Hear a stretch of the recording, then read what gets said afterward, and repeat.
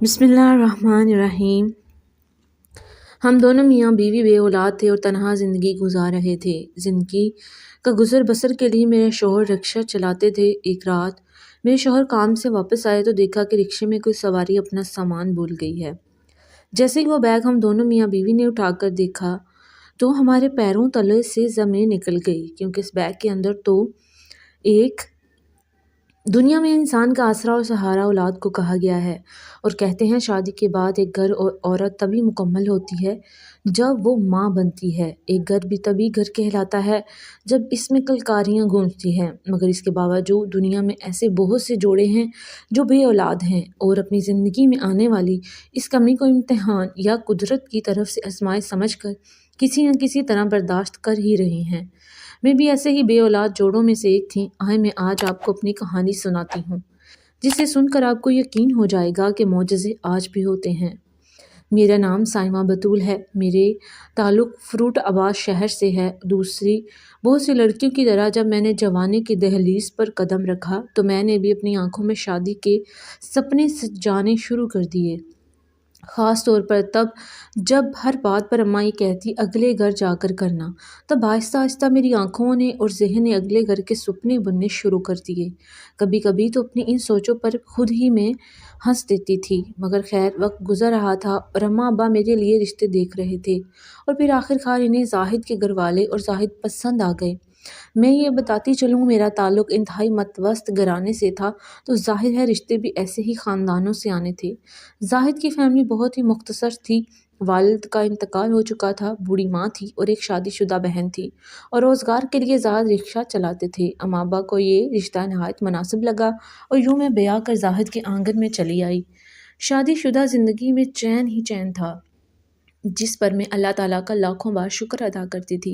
वक्त धीरे धीरे सिरकता रहा और देखते ही देखते मेरी शादी के 6 माह गुजर गए थे। गोया मेरे ससुराल में बच्चे की अभी किसी को भी जल्दी नहीं थी।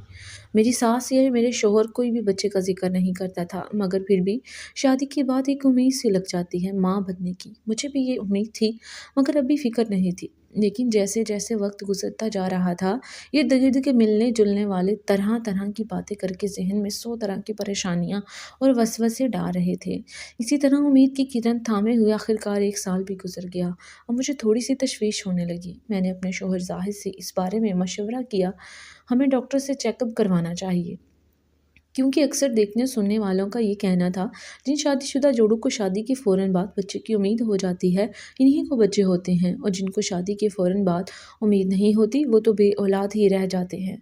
मेरी बात सुनने के बाद जाहिद ने अपने सर को झटका और कहने लगा, कमाल है, तुम लोगों की बातों पर तवज्जो देती हो। लोगों का तो काम है बातें बनाना, बनाने दो, जो मुंह में आता है कहते रहते हैं। तुम बस एक कान से सुनो और दूसरे कान से निकाल दो। औलाद देना या ना देना अल्लाह ताला की बस की बात है। क्या तुम कुरान पाक की इस आयत का तर्जुमा भूल गई हो, जिसमें अल्लाह ताला फरमाता है, हम जिसे चाहे बेटियां दें, जिसे चाहे बेटे दें, और जिसे चाहे बेटे और बेटियां दें, और जिसे चाहे बांझ रखें, बेशक वो कुदरत वाला है, ये सब अल्लाह ताला के हाथ में है। जाहिद की बात सुनकर मैं कुछ लम्हे के लिए खामोश रह गई और इनके चेहरे की तरफ देखती रही। फिर मैंने मदहम आवाज़ में कहा, हाँ आपकी बात ठीक है, बेशक वो ज़ात कुदरत वाली है, जिसे चाहे नवाजे, वो जिसे चाहे महरूम रखे। लेकिन फिर भी अगर एक बार हम किसी स्पेशलिस्ट डॉक्टर से चेकअप करवा लें तो दिल की तसल्ली भी हो जाएगी। जाहिद ने मुस्कुराते हुए मेरी तरफ देखा और कहा, ठीक है, तुम्हारे दिल की तसल्ली के लिए मैं तुम्हें किसी अच्छे डॉक्टर के पास ले चलूँगा और हम दोनों ही अपना चेकअप करवा लेंगे। अगली सुबह हुई। जाहिद शाम को जल्दी काम से वापस आ गए। आते ही उन्होंने शहर के एक बड़े डॉक्टर से टाइम ले रखा था और फिर हम डॉक्टर को चेकअप करवाने के लिए घर से निकल गए। डॉक्टर ने हम दोनों मियाँ बीवी का चेकअप किया, कुछ ज़रूरी टेस्ट वगैरह लिख कर दिए, उन दोनों की रिपोर्ट्स 2 दिन बाद देने के लिए कहा। 2 दिन बाद फिर से हम दोनों मियाँ बीवी इसी डॉक्टर के अस्पताल ये लेबॉरेटरी से टेस्ट लिया, डॉक्टर के पास लेके तो मालूम हुआ हम दोनों मियाँ बीवी में कोई नुक्स नहीं है। डॉक्टर ने भी हमें तसल्ली दी कि आप लोग बेफिक्र रहें, अल्लाह ताला आपको ज़रूर नेमत से नवाजेगा। यूँ हम खुशी खुशी दोनों घर आ गए और इस दिन के बाद से ना तो हम किसी डॉक्टर के पास गए और ना हम दोनों ने इसके लिए कोई दवाई खाई और ना ही हम किसी पीर फकीर या मज़ार दरबार पर गए, क्योंकि मेरी सास और जाहिद दोनों का ये मानना था औलाद देना या ना देना अल्लाह ताला के हाथ में है, इसलिए हमें किसी और का दर खटखटाने की ज़रूरत नहीं। और फिर वक्त گزرتا رہا۔ دیکھتے ہی دیکھتے 5 سال گزر گئے اور میں اپنے رب کی رضا میں راضی تھی، مگر جیسے جیسے وقت گزرتا جا رہا تھا میرے دل میں یہ تمنا بھی زور پکڑتی جا رہی تھی کہ میرے بھی بچے ہوں، میں بھی ماں بنوں، میں بھی گود میں چھوٹے سے بچے کو کھلاؤں۔ اور ان گزرے 5 سالوں میں میری ساس بھی گزر گئی تھی اور ان کو اللہ کو پیارے ہوئے 1 سال ہو چکا تھا۔ تب ایک دن ہماری زندگی میں ایک نیا موڑ آیا، ایک ایسا موڑ جس کے بارے میں ہم نے کبھی سوچا بھی نہیں تھا۔ اس رات زاہد رکشہ لے کر گھر واپس آئے۔ میں نے بڑا دروازہ کھولا، انہوں نے رکشہ اندر کیا۔ دروازے سے اندر داخل ہوتے ہی ہمارے صحن میں کوئی لائٹ وغیرہ نہیں تھی۔ آگے برآمدے میں لائٹ جل رہی تھی اور اس برآمدے والی لائٹ کی مدھم سی روشنی صحن میں بھی پھیلی ہوئی تھی۔ رکشے کو بند کرنے کے بعد جب ظاہر رکشے سے نیچے اترے تو ان کی نظر پچھلی سیٹ پر پڑی۔ آگے بڑھتے بڑھتے وہ یک قدم ٹھٹک کر رہ گئے اور کہنے لگے، ارے یہ کیا؟ میں جو بڑے دروازے کی کنڈی لگا کر اب اندر کی طرف جا رہی تھی، میں بھی ان کی آواز سن کر ان کی طرف چلی آئی اور میں نے پوچھا، کیا ہے؟ زاہد آگے ہو کر رکشے میں جھانک رہی تھی اور پھر اندر سے سامان اٹھاتے ہوئے کہنے لگے، شاید کوئی سواری اپنا سامان چھوڑ گئی ہے۔ تجسس کے ہاتھوں مجبور ہو کر میں بھی جلدی سے آگے ہو کر دیکھنے لگی۔ یہ ایک بیگ تھا درمیانی سائز کا جس کی زپ کھلی ہوئی تھی، مگر رکشے میں بھی اندھیرا ہونے کی وجہ سے پتہ نہیں چل رہا تھا کہ اس کے اندر کیا ہے، کپڑے ہیں یا کچھ اور۔ زاہد نے ہاتھ بڑھا کر بیگ کی دستی پکڑی اور ان سے اٹھا کر باہر نکالا اور ہم دونوں میاں بیوی نے برآمدے کا رخ کیا کیونکہ یہاں اندھیرے میں کچھ بھی نظر نہیں آ رہا تھا۔ اندر بڑھتے ہوئے زاہد نے میری طرف دیکھا اور کہنے لگا، خدا خیر کرے، پتہ نہیں اس کے اندر کیا ہے، آج کل یہ دہشت گردی کا سنتے رہتے ہیں تو ڈر لگ رہا ہے۔ زاہد کی بات سن کر میرا دل بھی خوف سے دھڑکنے لگا۔ اتنی دیر میں ہم دونوں برآمدے میں پہنچ چکے تھے۔ زاہد نے بیگ کو نیچے برآمدے کے فرش پر رکھا اور ہم دونوں نے اس کے اندر جھانکا تو سامنے موجود چیز کو دیکھ کر ہم دونوں میاں بیوی کے پاؤں کے نیچے سے زمین نکل گئی، کیونکہ بیگ میں ایک بچہ موجود تھا۔ یوں معلوم ہو رہا تھا جیسے یہ بچہ آج کل میں ہی پیدا ہوا ہے۔ بچے کو ایک تولیے میں لپیٹا گیا تھا۔ زاہد حیران و پریشان نظروں سے میری طرف دیکھ رہا تھا، جبکہ میرے اندر تو سوئی ممتا یک دم بیدار ہو چکی تھی۔ میں نے جلدی سے بچے کو اٹھانا چاہا تو زاہد کہنے لگا، رک جاؤ سائمہ، پتہ نہیں یہ بچہ کس کا ہے، ہمیں اسے اٹھانا بھی چاہیے یا نہیں، کل کو کوئی مسئلہ ہی نہ کھڑا ہو جائے۔ جبکہ میں نے سر جھٹک کر مسکراتے ہوئے بچے کی طرف دیکھ کر کہا، کچھ نہیں ہوگا، اللہ نے اسے ہمارے گھر بھیجا ہے۔ میں نے بچے کا تولیہ اٹھا کر دیکھا تو وہ ایک لڑکا تھا۔ میں نے اسے اٹھا کر اپنے سینے سے لگا لیا۔ اٹھانے سے اس کی آنکھ کھل چکی تھی، اب وہ رونا شروع ہو چکا تھا، شاید وہ بھوکا تھا اور کچھ کھانے کو مانگ رہا تھا۔ میں نے ایک پلیٹ میں نیم گرم دودھ ڈالا اور چمچ کی مدد سے بچے کو دودھ پلایا، پھر اس کے بعد پانی گرم کیا اور بچے کو نہلایا اور اسے ایک چادر میں ہی لپیٹ لیا۔ میں نے زاہد سے کہا، کل جب آپ کام سے واپس آئیں گے تو آتے ہوئے اس کے لیے 2-3 سوٹ لے آئیے گا۔ زاہد نے اس بات میں سر تو ہلایا مگر ان کے چہرے پر پریشانی اب بھی موجود تھی، مگر پھر میری طرف دیکھ کر مسکراتے ہوئے کہنے لگے، تم تو اس کو یوں کام کرنے لگی ہو جیسے یہ تمہارا ہی بیٹا ہے۔ میں نے بھی مسکرا کر بچے کے چہرے پر ہاتھ پھیرا اور کہا، اگر اللہ نے اسے ہمارے گھر بھیجا ہے تو یہ ہمارا ہی بیٹا ہوا نا۔ زاہد، ہم اس کا کیا نام رکھیں؟ میں نے سوالیہ نظروں سے اپنے شوہر کی طرف دیکھا تو وہ کہنے لگے، جو تمہارا دل چاہے رکھ لو۔ میں تو خوش ہو چکی تھی، مجھے یوں محسوس ہو رہا تھا یہ جیسے میرا ہی بچہ ہے۔ میں نے اس کا نام محمد احمد رکھا۔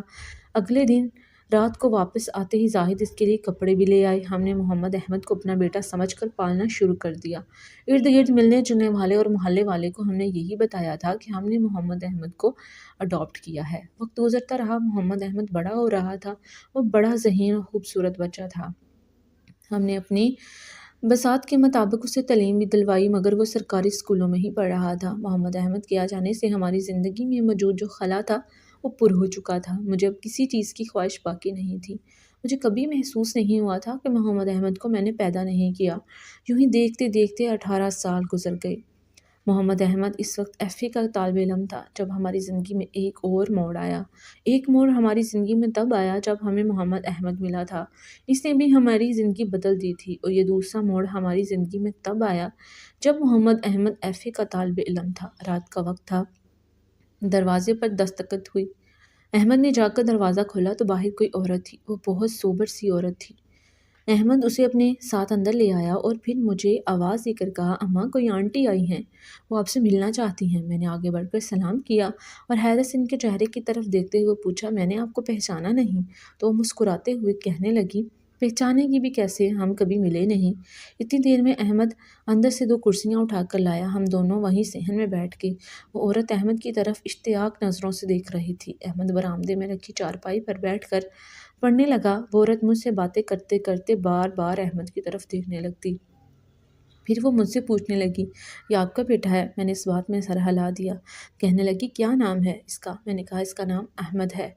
फिर इसने अपना तारुफ करवाया और कहा, मेरा नाम डॉक्टर असरा है। आज आपको बहुत बड़ी हकीकत बताने जा रही हूँ। मैं अहमद की वो माँ हूँ जिसने उसे पैदा किया। इसकी बात सुनकर मैं अपनी जगह बस साकित रह गई। मेरा दिल कांप गया। मैंने उसे जल्दी से कहा, अहमद मेरा बेटा है, मैं उसे किसी को नहीं दूंगी। तो वो मुस्कुराते हुए मेरा हाथ पकड़कर कहने लगी, बहन, यकीन जानो, मैं तुमसे अहमद को छीनने नहीं आई। वो तुम्हारा ही बेटा है। बस इसलिए आई हूँ ताकि तुम्हें यह हकीकत बता सकूं। इस शहर के बड़े अस्पताल में मैंने अपनी हाउस जॉब शुरू की तो मैं नई नई डॉक्टर बनी थी और मुझे अस्पताल के क्लिनिक पर काम करने वाले एक लड़के से मोहब्बत हो गई। अपने माँ बाप से जिक्र किया तो उन्होंने फ़ौरन इनकार कर दिया। अपना स्टेटस देखो और इस लड़के के ख़ानदान का स्टेटस देखो, और वहाँ पर मुलाज़म है और तुम डॉक्टर हो। मगर इस वक्त मेरी आंखों पर तो मोहब्बत की पट्टी बंधी हुई थी। मुझे ये सारे फ़र्क दिखाई नहीं दे रहे थे। मैंने फ़ारूक से छुप कर शादी कर ली। अहमद मेरा और फ़ारूक का बेटा है, मगर फ़ारूक की मोहब्बत पानी का बुलबुला साबित हुई। जिस तरह मेरे घर वाले फ़ारूक को कबूल करने के लिए तैयार नहीं थे, इसी तरह फ़ारूक के घर वाले भी मुझे कबूल करने के लिए तैयार नहीं थे। फ़ारूक इस प्रेशर का सामना ही नहीं कर पाया और इसने मुझे छोड़ दिया, क्योंकि फ़ारूक की काफ़ी अर्सा पहले अपनी खालाजाद के साथ मंगनी हो चुकी थी। फ़ारूक के घर वाले ने उसे इस बात की धमकी दी कि अगर इसने अपनी खाला की बेटी से शादी नहीं की तो उसके वालिद उसे जायदाद से आग कर देंगे। आखिरकार फ़ारूक ने हथियार डाल दिए और अपनी खाला की बेटी से शादी कर ली और मुझे तलाक दे दी। जब मुझे तलाक दी, इससे चंद दिन पहले ही अहमद पैदा हुआ था। मेरे माँ बाप अब अहमद को रखना नहीं चाहते थे। वो चाहते थे कि अब जब तुम्हें तलाक हो चुकी है तो हम तुम्हारी और शादी करेंगे। इस दिन जब मैं अस्पताल से बाहर निकली तो एक खाली रिक्शा अस्पताल के गेट पर खड़ा था। मैंने अपने बेटे को एक बैग में डाला, वो बैग इस रिक्शे के अंदर रख दिया। खुद मैं इस रिक्शे पर नज़र रखी हुई थी। बेशक इस बच्चे को ना ददियाल वाले कबूल कर रहे थे, ना ही ननियान वाले, मगर मैं तो माँ थी। मैंने तो 9 माह अपने पेट में रखा था। मैंने उसे जन्म दिया था। बात करते करते अज़रा की आंखों में आंसू आ गए थे और वो कहने लगी, मैंने इस रिक्शे पर नज़र रखी, इसके पीछे पीछे तुम लोगों के घर तक आई। जब मैंने देख लिया ये बच्चा तुम लोगों ने आगे किसी को नहीं दिया, खुद अपने पास रख लिया है, तो मुझे इत्मीनान हो गया। मैं वक्तन फ़क्तन यहाँ से गुजरती थी, अपने बेटे को अक्सर इस घर से निकलते हुए देखती भी थी, मगर कभी भी ये हिम्मत न कर सकी कि जाकर बताऊँ कि मैं तुम्हारी सगी माँ हूँ। इस वक्त मैं नई नई डॉक्टर बन रही थी। आज जब मैं अपने कदमों पर खड़ी हूँ, मेरे पास अपना सब कुछ है, मैं सब कुछ तो अपने बेटे के लिए कुछ करना चाहती हूँ। ये बातें सुनते सुनते अहमद भी हमारे पास आकर खड़ा हो गया और इसकी आंखों से बेआवाज़ आंसू बह रहे थे। इसी दौरान मेरे शोहर जाहिद भी घर वापस आ चुके थे और वो भी हमारे साथ ही बैठ गए और बातें सुनने लगे। अज़रा ने बताया, फ़ारूक से तलाक के बाद इसके वालिदैन ने अपने पसंद से अज़रा की शादी की, मगर न जाने खुदा को क्या मंजूर था कि अज़रा दोबारा माँ न बन सकी। 20 साल शादीशुदा ज़िंदगी गुजारने के बाद अज़रा का शोहर एक कार एक्सीडेंट में अपने खालिक के हकीकी से जा मिला। अज़रा ने आगे बढ़कर अहमद को गले लगाया और इसके माथे पर बोसा दिया और इसने बताया कि वो अब अपने घर में अकेली रहती है। अगर हम लोग मुनासिब समझें तो हम दोनों मियाँ बीवी अहमद को साथ लेकर इसके घर पर शिफ्ट हो जाएं। मगर साथ ही इसने ये भी कहा कि वो हमें इस बात पर मजबूर नहीं करती। अगर अहमद का या हम सब का दिल माने तो हम इसके साथ रह सकते हैं। इस तरह इसकी तन्हाई भी ख़त्म हो जाएगी और अहमद भी इस तरह हमारी नज़रों के सामने भी रहेगा। अज़रा के दिल को भी ठंडक पहुँचती रहेगी। अज़रा जा चुकी थी जबकि हम सब कुदरत के इस निराले खेल पर हैरान थे। हम दोनों मियाँ बीवी ने इस मामले पर खूब सोचा और अहमद से भी सलाह ली और हम इस नतीजे पर पहुँचे कि बेशक अहमद को पाल पोस कर हमने बड़ा किया है, मगर पैदा तो अज़रा ने ही किया है। अज़रा ही इसकी हकीकी माँ है। अज़रा को भी हक हासिल है कि वो अहमद को देखकर अपनी आंखें ठंडी करे। अगले दिन शाम को अज़रा दोबारा से हमारे घर पर मौजूद थी तो हमने उसे अपने फ़ैसले से आगाह किया। हम इसके साथ जाने के लिए तैयार हैं। हमारी बात सुनकर अज़रा बहुत खुश हुई। यूँ हम तीनों अज़रा के साथ इसके घर में शिफ्ट हो गए। عذرا کا گھر کیا تھا؟ ایک محل تھا۔ وہ اتنے بڑے محل میں اکیلی رہ رہی تھی۔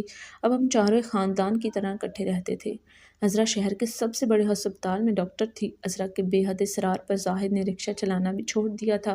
عذرا نے اس کا رکشہ کسی غریب شخص کو دے دیا تھا۔ احمد نے اپنا FSC کا ایگزامز کلیئر کر لیا۔ عذرا نے لاہور کی سب سے بڑی یونیورسٹی میں اس کا داخلہ کروا دیا تھا۔